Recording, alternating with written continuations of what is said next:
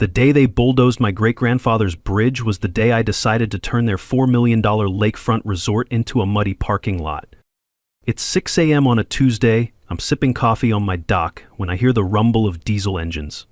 Through the morning mist, I see a bulldozer rolling toward the stone bridge my great-grandfather built with his own hands in 1923. The same bridge that connected our community for 100 years. The bridge that some power-hungry HOA president decided was an eyesore. But here's what Linda Prescott and her fancy HOA board didn't know about water rights in Texas.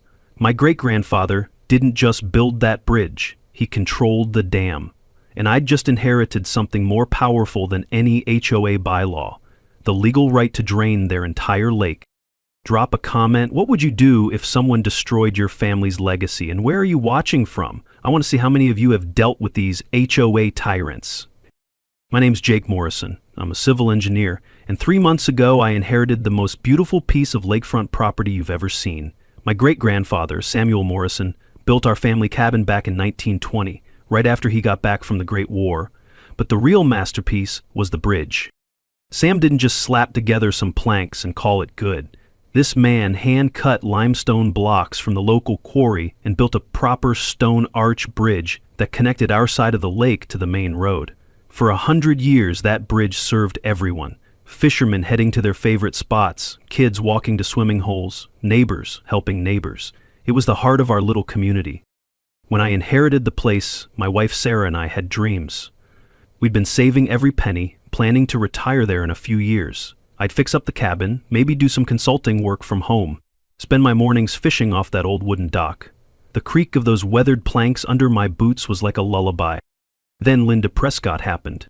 Linda's the kind of woman who wears pearls to the grocery store and drives a spotless white BMW that's never seen a dirt road. She moved into the Whispering Pines luxury community 2 years ago. That's the fancy development that sprouted up on the other side of the lake like mushrooms after rain. Within 6 months, she'd maneuvered herself into the HOA presidency. I should have seen trouble coming when I got that first certified letter. The envelope had that official weight to it, you know, the kind that makes your stomach drop before you even open it. Inside was Linda's sweetest pie letterhead, declaring that my bridge violated community architectural standards and had to go. I laughed, actually laughed out loud. My bridge was built when her development was still cow pasture. But Linda had done her homework, or thought she had. The letter cited HOA Covenant number 47B, architectural review requirements, and threatened me with $500 a day in fines if I didn't remove the bridge within 30 days. That's when I started digging through boxes in my grandfather's attic, musty old papers that smelled like dust and time, but legal documents nonetheless. I found the original survey maps, the deed records, and most importantly, the grandfathering clause that specifically protected existing structures. My bridge was literally older than the HOA by 8 decades. Armed with my paperwork, I showed up to the next HOA meeting in the community center. You know that particular smell of institutional buildings? Floor wax and stale coffee and the faint scent of disappointment? That was my introduction to HOA politics. I spread my documents across the folding table like I was playing a winning poker hand. "Gentlemen, ladies," I said, "I believe there's been a misunderstanding." Linda barely glanced at my papers. Her response still makes my blood boil. "Times change, Mr. Morrison. Progress requires sacrifice." She said it with this condescending smile, like she was explaining basic math to a child. The board vote was a foregone conclusion, 5-2 in favor of enforcement. Linda's allies, all recent arrivals with more money than sense, outnumbered the old-timers who actually remembered what community meant. Walking back to my truck after that meeting, the gravel crunching under my feet, I realized something important. This wasn't about architectural standards or community vision. This was about power. Linda saw my humble bridge, my working-class cabin, my beat-up pickup truck, and decided I didn't fit her vision of an upscale neighborhood. She wanted me gone. Sarah tried to stay optimistic. "We'll fight this together," she said over dinner, squeezing my hand across our little kitchen table. "You've got the law on your side." I nodded and smiled, but privately, I was wondering if being right would be enough. What I didn't know yet was that Linda had picked a fight with the wrong engineer. See, I didn't just know about building codes and property law. I knew about water. Linda didn't waste time moving from threats to action. 3 days after that board meeting, I'm heading out to work when I spot two guys in matching polo shirts standing near my property line. Security guards. At 7 in the morning, on a Wednesday. "Morning, gentlemen," I called out, coffee mug in hand. "Y'all lost?" The older one, built like a retired linebacker, pulled out a clipboard. "HOA compliance patrol, sir. We're documenting violations." I nearly choked on my coffee. Violations? Like what? Grass exceeds HOA standard of 3 inches in multiple areas. Dock requires repainting per aesthetic guidelines. Storage shed needs pressure washing. He was reading this stuff like a grocery list. Over the next 2 weeks, these clowns wrote me up for everything short of breathing too loud. My mailbox was apparently the wrong shade of black. My welcome mat was non-compliant sizing. They even cited me for having a fishing net visible from the road. By week 3, I was staring at $1,200 in fines. That's when I did what any good engineer does when faced with a problem. I investigated the system. Turns out, Linda's husband, Rick, owns Prescott Security Solutions. Cute, right? The HOA was paying her husband's company $3,000 a month to harass homeowners into compliance. I spent an evening on the state contractor licensing website and discovered something interesting. Rick's security license had expired 6 months ago. He'd been operating illegally this entire time.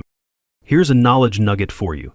In Texas, HOA security must be licensed, just like any private security firm, and most aren't. Always check their credentials before letting them cite you for violations. But I wasn't done digging. I called in a favor from a buddy who does commercial inspections. We took a little walk around Linda's pristine property one Saturday morning.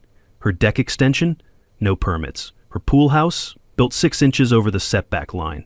That fancy Japanese garden she was so proud of?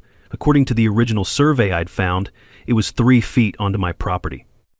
Linda had been trespassing for 3 years. The next Monday, I filed complaints with the state licensing board about Rick's security company and requested a full survey of the property line. I didn't make a big show of it, just handled it like any other engineering problem. Document everything, follow proper procedures, let the facts speak for themselves. Linda's response was predictable.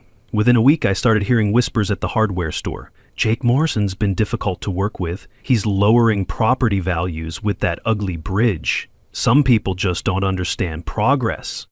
Sarah came home from the grocery store one Thursday looking frustrated. The cashier barely made eye contact, she said, and Mrs. Patterson from the flower shop acted like I had the plague.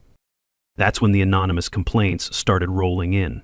Someone called the county claiming my bridge was structurally unsafe. Another tipster reported that I was dumping chemicals in the lake, which was hilarious since I'm an environmental engineer who tests water quality for a living. But here's where Linda made her first real mistake. While she was busy playing neighborhood politician, I was doing what I do best, reading technical documents. I'd submitted a public records request for anything related to water rights and dam operations around our lake. What I found in those musty county files made me sit up straight in my kitchen chair. There were maps I'd never seen before, showing water flow patterns from the 1920s, engineering reports from my great-grandfather's era, and most interesting of all, documentation of something called secondary water rights that had never been transferred to the HOA. I spent that weekend walking around the lake with a surveyor's eye, really looking at how the water moved. The resort that Linda kept bragging about, the one that was supposed to bring class to our community, had a serious vulnerability. Their entire operation depended on consistent water levels. Their boat docks, their lakefront dining, their million-dollar water features, all of it assumed the lake would stay exactly where it was. The smell of diesel fuel still hung in the air from their construction equipment, and I could taste the irony. Linda was so focused on my little stone bridge that she'd never bothered to understand the bigger picture. I drove home that evening with a new understanding of my situation. Linda thought she was playing chess, moving her HOA pieces around the board to force me out, but she didn't realize I wasn't just another homeowner she could bully. I was the guy who understood how the water worked. Linda's next move came with the subtlety of a freight train. I'm sitting in my home office one Tuesday morning when I hear trucks pulling up outside. Not just one truck, 3, county vehicles and a man in a hard hat carrying the kind of clipboard that ruins your day. Jake Morrison? The inspector looked like he'd rather be anywhere else. Anonymous tip about structural concerns with your bridge. I'm here to conduct a safety evaluation.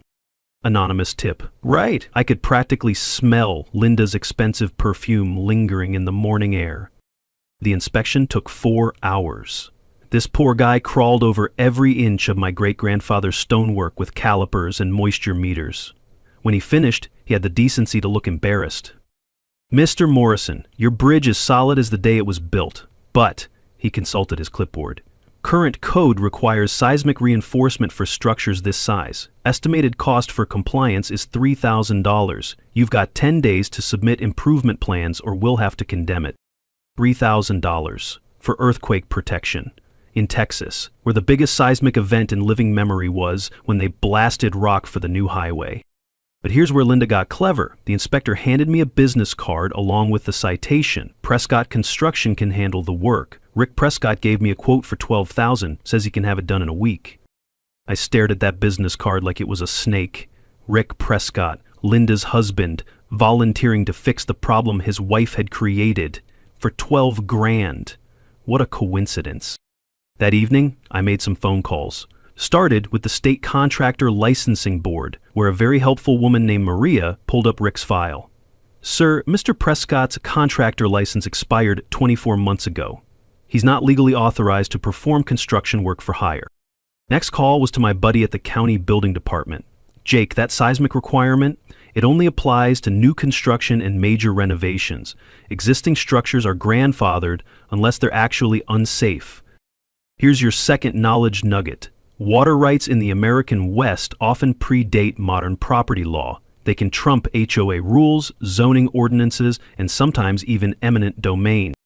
Armed with this information, I decided to dig deeper into those water rights documents. What I found in the county archives made my hands shake. My great-grandfather hadn't just built a bridge and a cabin. He'd held secondary water rights to the entire lake system, granted back when this was still ranch country. Those rights included something called Flow Management Authority.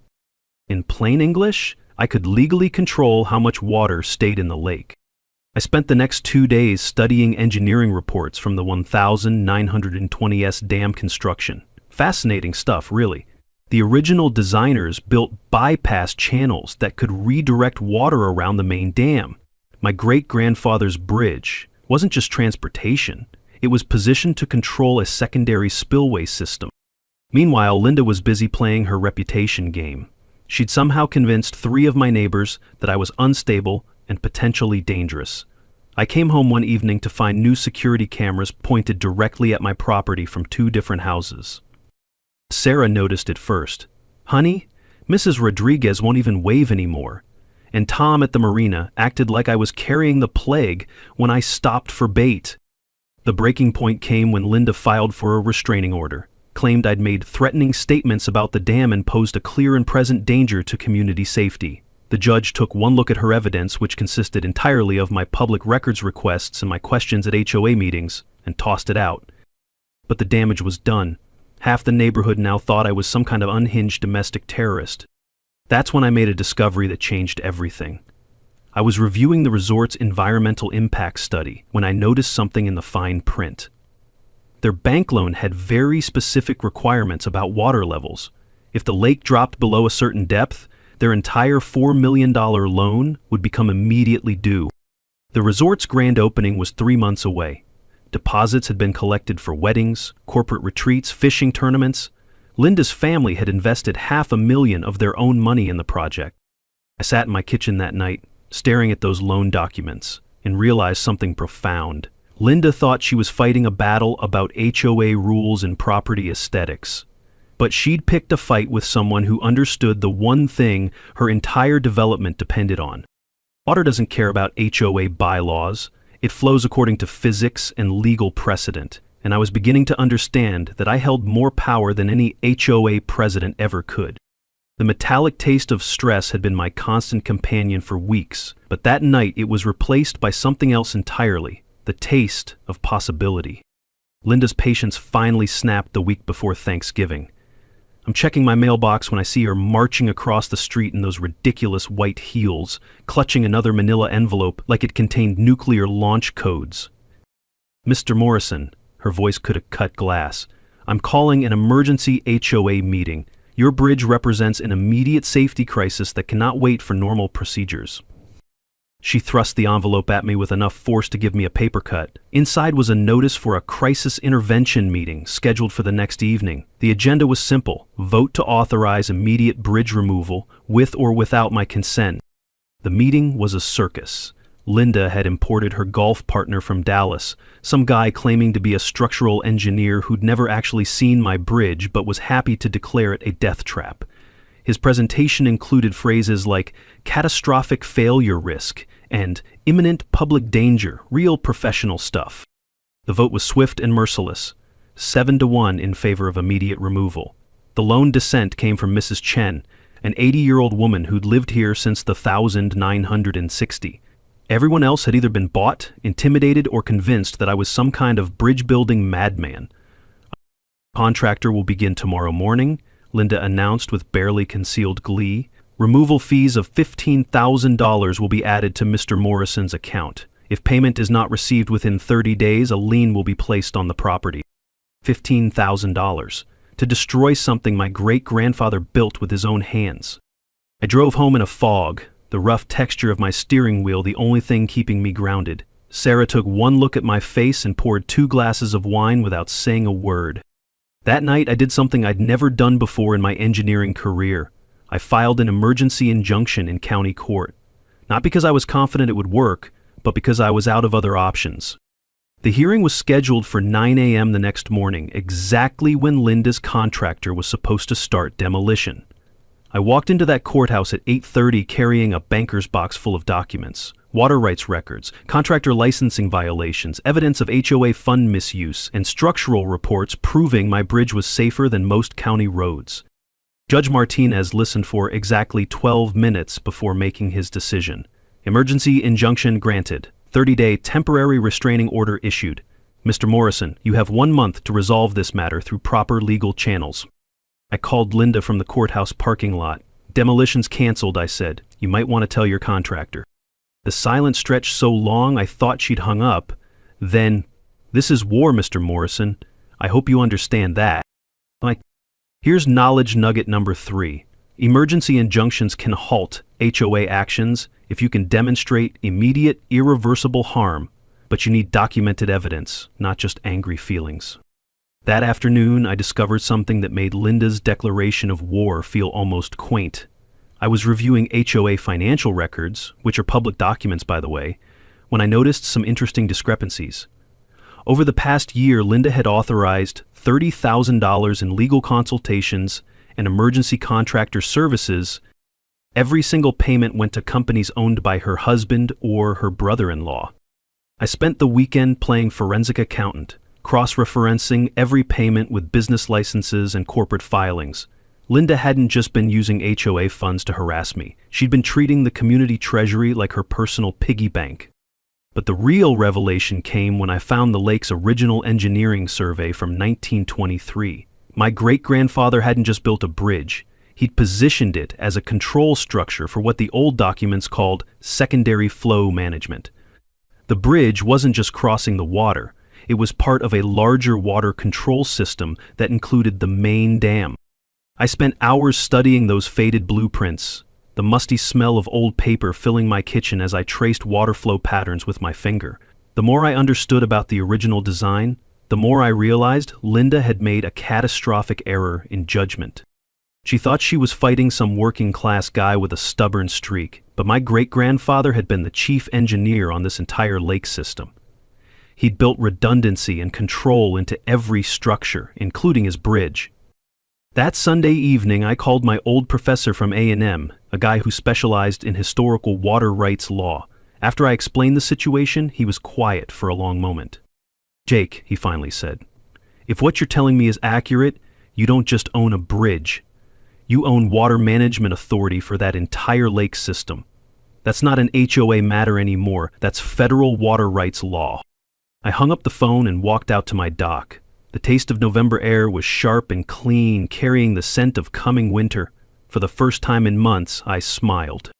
Linda had declared war, but she had no idea what weapons I was about to bring to the fight. The lake drops exactly 18.5 inches over the next 6 hours. By sunset, the resort's million-dollar boat docks were sitting in mud, and their grand opening weekend was officially canceled. The bank called their loan that same evening. But here's the thing about water. It's patient and it's fair. Within 24 hours, I'd restored normal flow to the lake. The investors, suddenly very interested in negotiating with the guy who controlled their water supply, made me an offer I could actually respect. "Mr. Morrison," said James Chen, the lead investor, "we'd like to propose a partnership. You maintain your bridge as a historic landmark, we get guaranteed water levels, and everyone wins." 3 months later, the resort reopened under new management. Linda was long gone. Last I heard, she'd moved to Arizona after facing federal charges for attempted bribery and misuse of HOA funds. Her husband, Rick, lost his contractor's license permanently and had to sell their house to pay legal fees.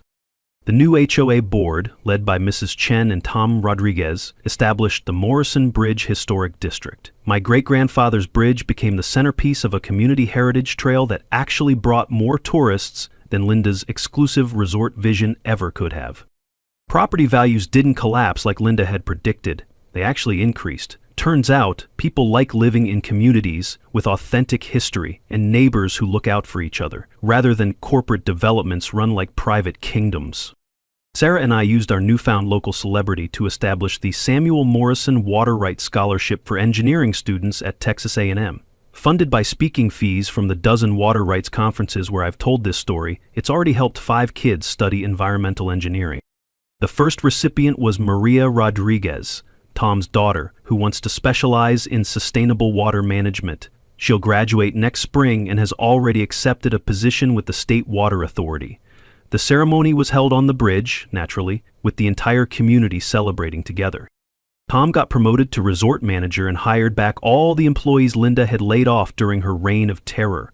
The resort now donates 5% of its profits to local schools and sponsors an annual Bridge Day festival that celebrates our community's history. Frank Wilson came out of retirement to train me on advanced dam operations, and I've become the official water management consultant for 3 other lake communities facing similar HOA disputes. Turns out there are a lot of Lindas out there and a lot of forgotten water rights waiting to be rediscovered. The legal precedent we set has been cited in 12 other federal water rights cases across Texas. Patricia tells me we've probably prevented dozens of communities from getting bulldozed by developers who thought money could override century-old law. My bridge is now listed on the National Register of Historic Places.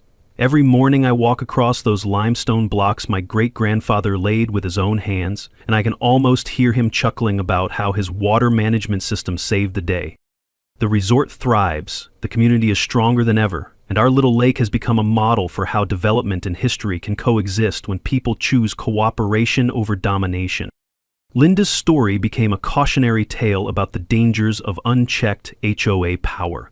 Last month, the state legislature passed the Morrison Act, requiring all HOA boards to respect pre-existing water rights and historic structures. Small victories, but they add up. Sarah and I are expecting our first child next spring. They'll grow up running across that old stone bridge, learning to fish from the same dock where I learned from my grandfather. Some legacies are worth fighting for, even when the fight seems impossible. The best part? Our new neighbors actually like having us around. We've become the go-to family for community barbecues, and I've helped 3 different homeowners navigate their own HOA disputes without anyone having to drain any lakes.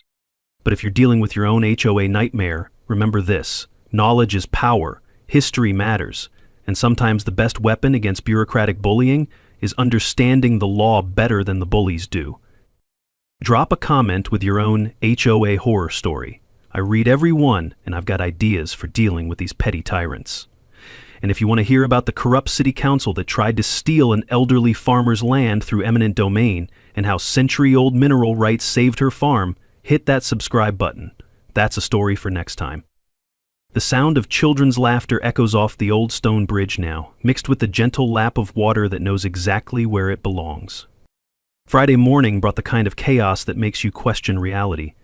I'm drinking coffee on my porch when 3 sheriff's deputies pull up, followed by Linda in her pristine BMW and 2 guys in expensive suits who screamed, "Federal lawyers."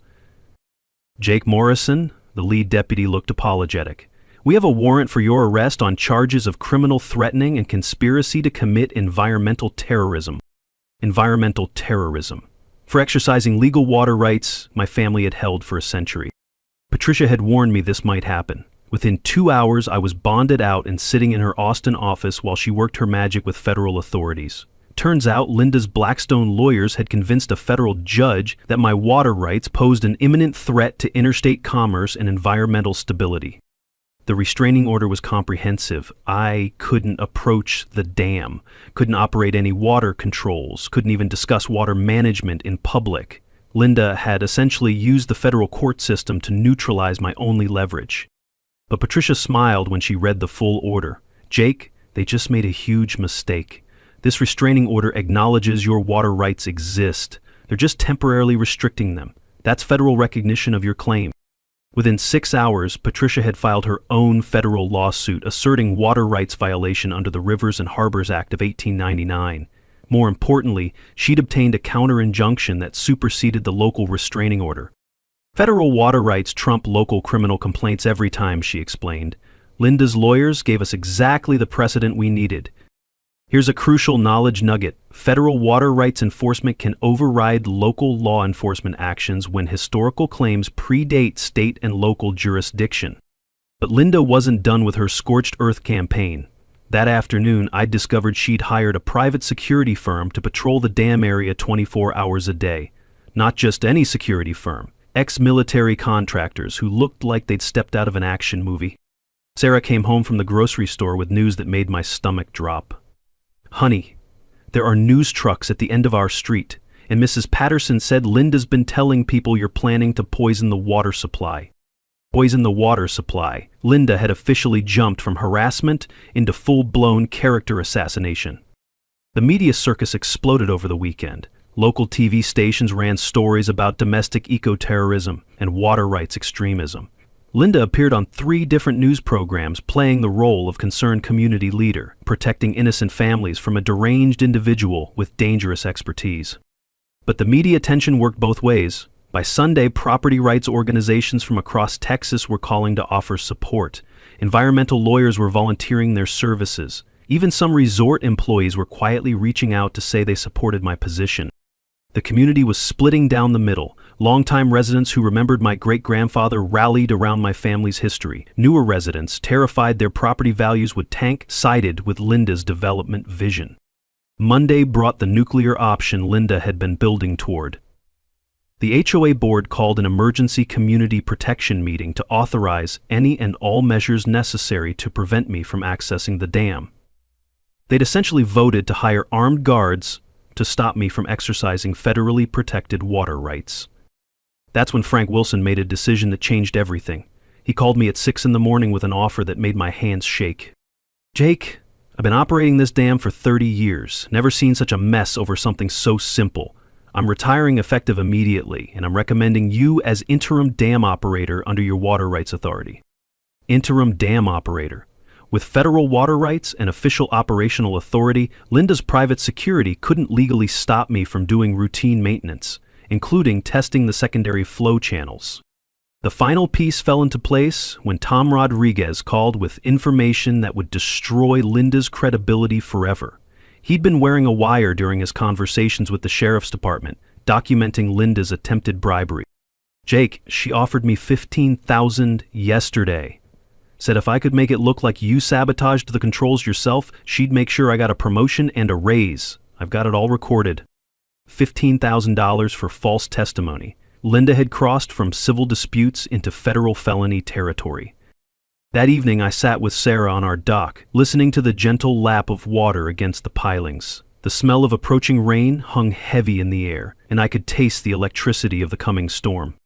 "Tomorrow's the day," I told her. "Linda's made her choice, and now I have to make mine." Sarah squeezed my hand. "Your great-grandfather would be proud. Sometimes standing up for what's right means making hard choices." Tuesday morning, Linda would learn that some battles aren't won by whoever has the most expensive lawyers or the loudest media campaign. Sometimes they're won by whoever best understands the law, the physics of water, and the weight of family legacy. Tuesday morning dawned clear and cold, the kind of day that makes everything seem sharper, more defined. I arrived at the dam at 8 a.m. with Patricia, Frank, and a small army of media representatives who'd been following the story. Linda was already there with her private security team, 3 sheriff's deputies and enough lawyers to staff a small firm. She'd positioned herself between me and the dam controls like some kind of environmental Custer making her last stand. "You will not pass," she announced to the gathering crowd, her voice carrying that particular pitch of desperation disguised as authority. "I am protecting this community from a dangerous individual who threatens our way of life." Channel 8 News had set up cameras. The county sheriff himself had come to oversee what everyone knew would be the final confrontation. Even some resort investors had driven down from Dallas, probably calculating how much money they stood to lose. I walked up to the concrete housing that concealed the bypass controls, carrying the folder containing a century of legal documentation and Frank's official letter transferring dam operation authority to me. "Ladies and gentlemen," I announced to the crowd, my voice carrying across the morning air, "I'm here to perform routine maintenance on secondary water management systems that have been operated by my family since 1923. Linda stepped directly in front of me, close enough that I could smell her expensive perfume mixed with the acrid scent of panic sweat. "I have a federal restraining order preventing you from approaching this equipment." Patricia stepped forward smoothly, handing a document to the sheriff. "Your Honor, that restraining order was superseded by federal water rights enforcement yesterday evening. Mr. Morrison has full legal authority to operate these systems." The sheriff read the document carefully, nodded, and stepped aside. "Ma'am, he has federal jurisdiction here. You need to move back." That's when Linda truly lost it. "This is insane," she screamed at the cameras. "You're going to let this lunatic destroy a $4 million investment because of some piece of paper from 1923? People like him don't belong in our community." People like him. On live television, Linda had just revealed exactly what this fight had always been about. Not HOA rules, or architectural standards, or community safety. This was about class, about who deserved to belong in her vision of an exclusive lakefront paradise. I knelt down beside the concrete housing and began removing the access panel with tools Frank had provided. Each bolt came loose with the metallic ring of finality, and I could hear the crowd holding its collective breath. "Mr. Morrison," called a reporter from Channel 8, "can you explain exactly what you're doing?" "I'm opening secondary flow channels that were designed by my great-grandfather in 1923, I replied, not looking up from my work. "These channels allow controlled release of excess water during maintenance operations. Everything I'm doing is completely legal under federal water rights law and normal dam operation procedures." The access panel came free, revealing the massive brass wheel that controlled the bypass valves. Frank had oiled the mechanism the week before, and it turned with surprising ease for something nearly a century old. Linda made one final desperate attempt to stop me. "Sheriff, he's going to drain our lake. He's destroying private property. Arrest him." Sheriff Martinez looked at her with the patient expression of a man who dealt with too many HOA disputes. "Ma'am, this is federal jurisdiction and legal dam operations. I can't arrest a man for turning a valve he has legal authority to operate." I gave the wheel 3 full turns clockwise. Somewhere deep in the dam structure, century-old mechanisms responded exactly as Samuel Morrison had designed them. Water began flowing through the secondary channels with a deep, throaty rumble that seemed to come from the earth itself. The crowd watched in fascination as the lake level began dropping at a visible rate. Within 20 minutes, you could see the water line receding from the resort's dock pilings. Linda stood, frozen, watching her $4 million investment literally draining away. When she finally spoke, her voice was barely a whisper. "You can't do this. You can't just destroy everything we've built." I stood up, brushing dirt off my hands, and faced the cameras for my final statement. "Mrs. Prescott, I offered you compromise. I offered you negotiation. I offered you respect for both your investment and my family's legacy. You chose war instead. This is what losing a water rights war looks like." The resort's boat docks were already becoming unusable. By evening, the entire shoreline would be exposed mud. Linda's grand opening, scheduled for the following weekend, would be a disaster.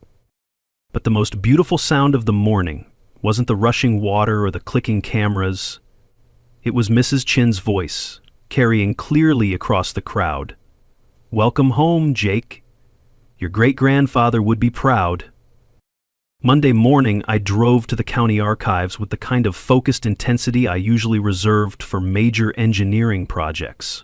The clerk, a patient woman named Dorothy who'd been there since the Carter administration, helped me pull every document related to the 1923 dam construction. What I found changed everything.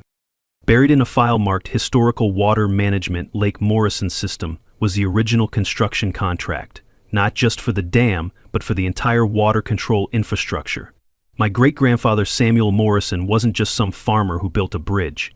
He was the chief hydraulic engineer for the whole project. The critical document was a water rights agreement dated March 15, 1923.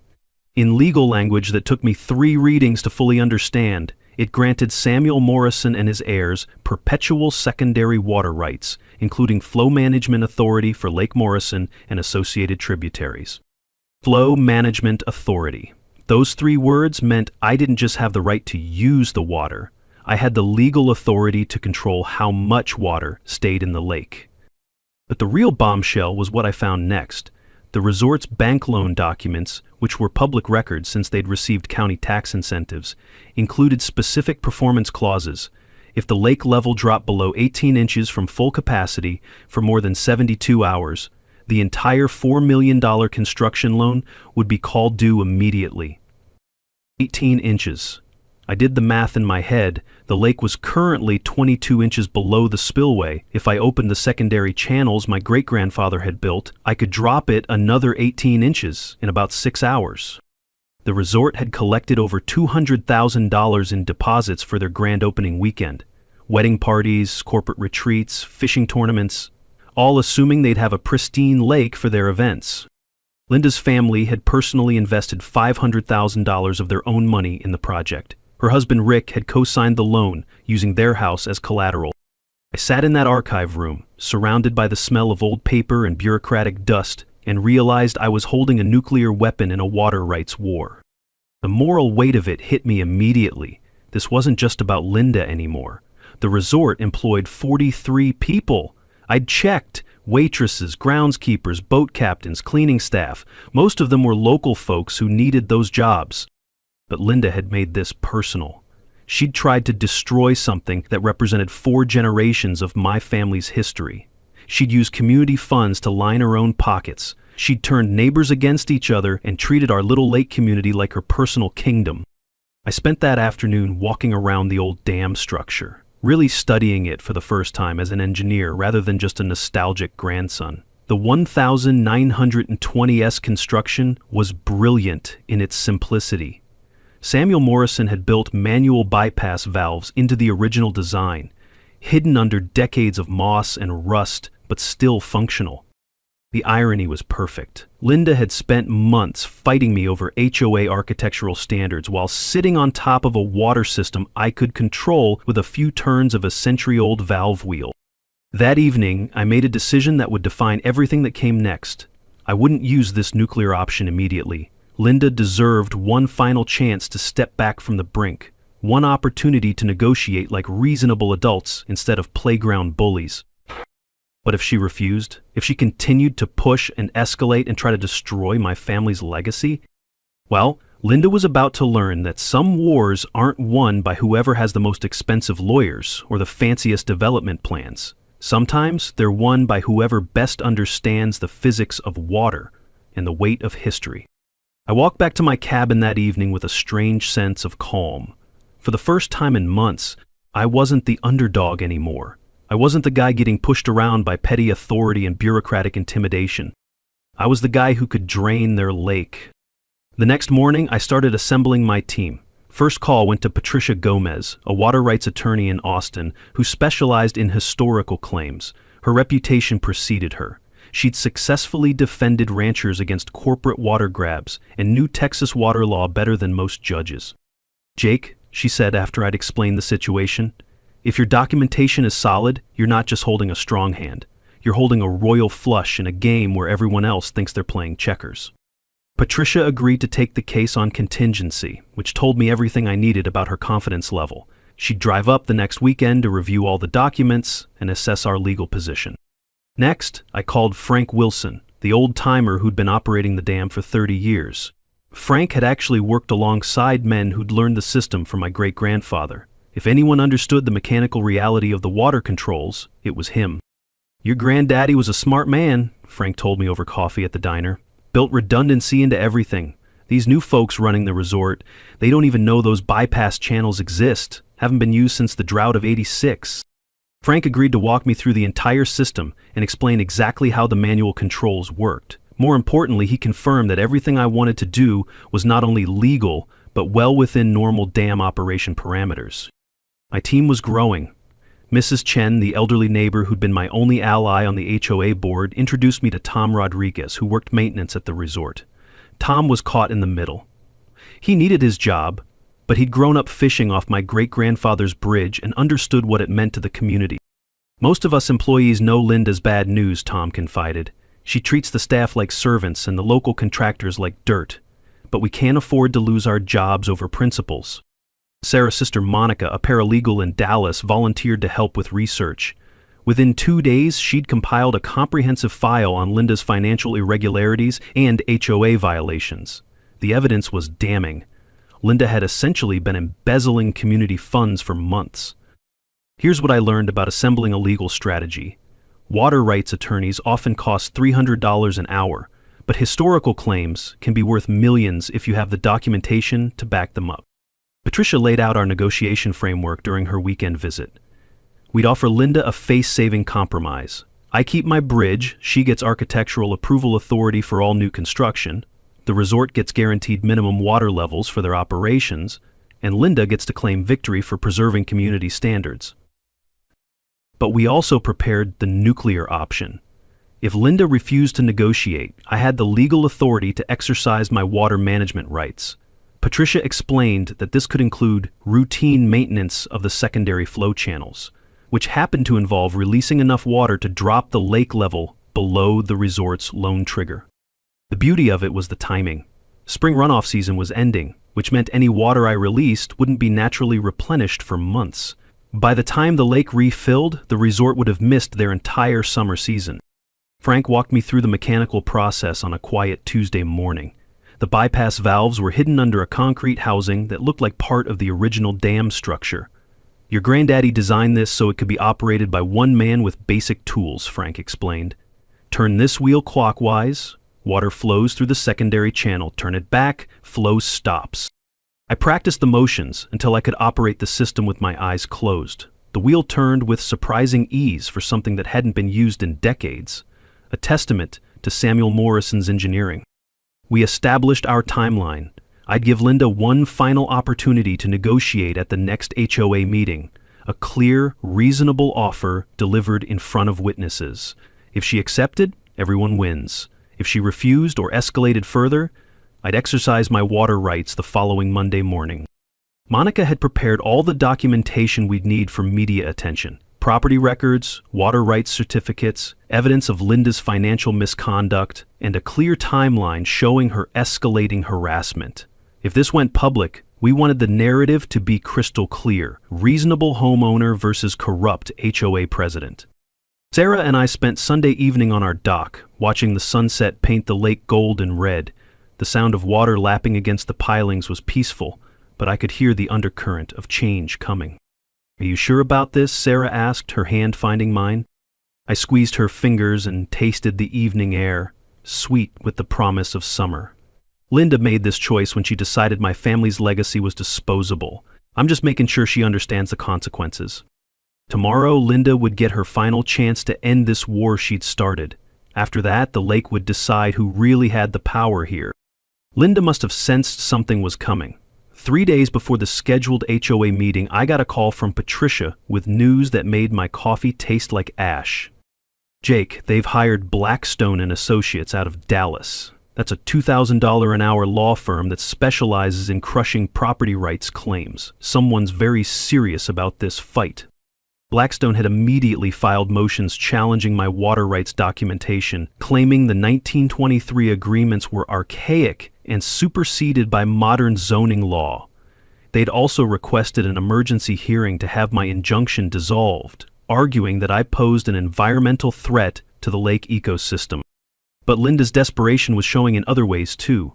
Word around town was that she'd been making calls to resort investors, spinning wild stories about my terrorist threats and plans to sabotage the development.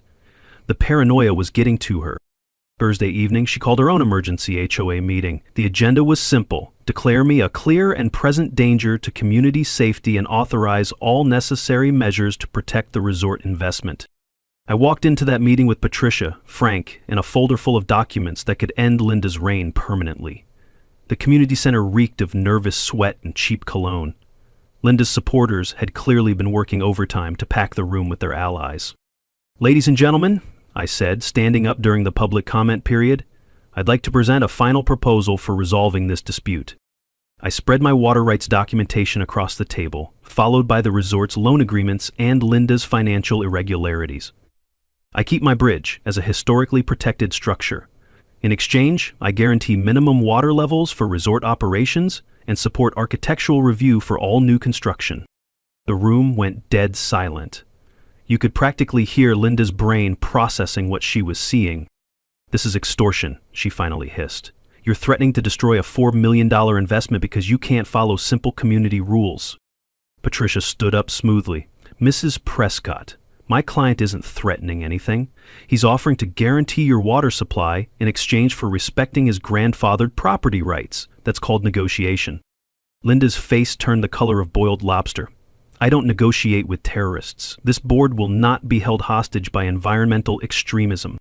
That's when Frank Wilson cleared his throat.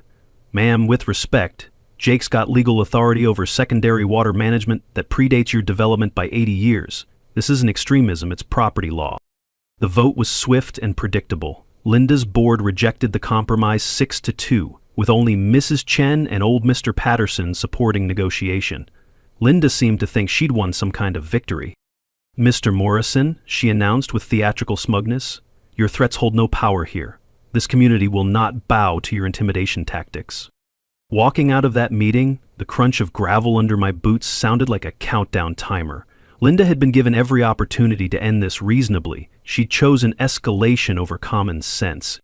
The next morning brought news that confirmed Linda's desperation had reached new heights. Tom Rodriguez called me before dawn, his voice tight with worry.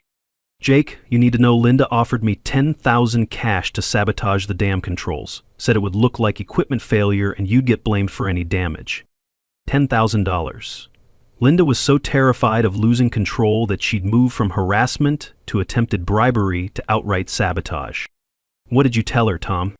"Told her I'd think about it, then I called the sheriff. They're opening an investigation, but wanted me to let you know she's getting dangerous." That afternoon I got a visit from Deputy Martinez. Linda had filed a new complaint claiming I'd made specific terrorist threats against the dam and resort. The deputy was professional but clearly skeptical. "Mr. Morrison, I've got to ask, have you made any statements about damaging the resort or threatening public safety?" I handed him copies of all my legal documentation and Patricia's contact information. "Deputy, everything I plan to do is completely legal under state water rights law. If Mrs. Prescott considers legal dam operations to be terrorism, that says more about her understanding of the law than my intentions." After he left, I called Patricia with an update. Her response was swift and decisive. "Jake, attempted bribery and false police reports cross a line. We're filing federal charges under water rights interference statutes. But more importantly, you need to move fast. If Linda's this desperate, she might try something that actually is illegal." That evening, I sat on my dock watching the sun set and tasting the metallic edge of adrenaline. Linda had rejected negotiation, attempted bribery, and filed false police reports. She'd made her choice. Monday morning, I'd make mine.